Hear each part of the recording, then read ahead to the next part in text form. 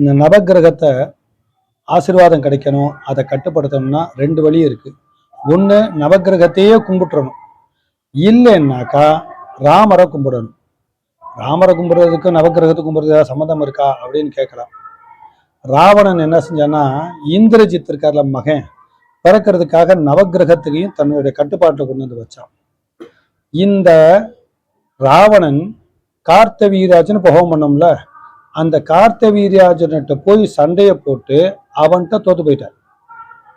இந்த கார்த்தவீராஜன் இருக்கார்ல, இவரு பரசுராமரோட சண்டை போட்டு பரசுராமன் கார்த்தவீராஜனை கொன்னுட்டார்.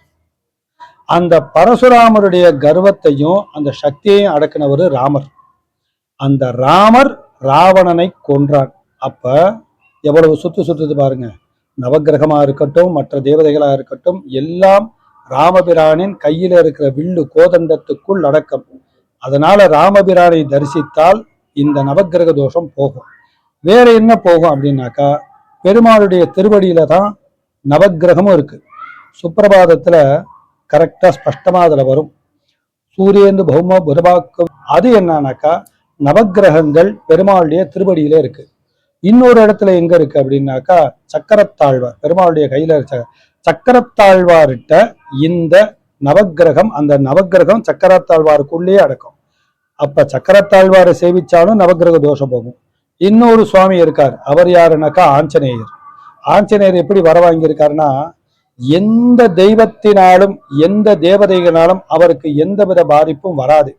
எந்த தேவதை எந்த அஸ்திரம் வச்சிருந்தாலும் அவரை ஒண்ணுமே செய்யாது. அப்படிப்பட்ட ஒரு சக்தி வாய்ந்த ஒரு வரத்தை அவர் வாங்கி வச்சிருக்கார். அதனால ஆஞ்சநேயரை கும்பிட்டாலும் இந்த நவக்கிரகம் நமக்கு அனுகிரகம் செய்யும்.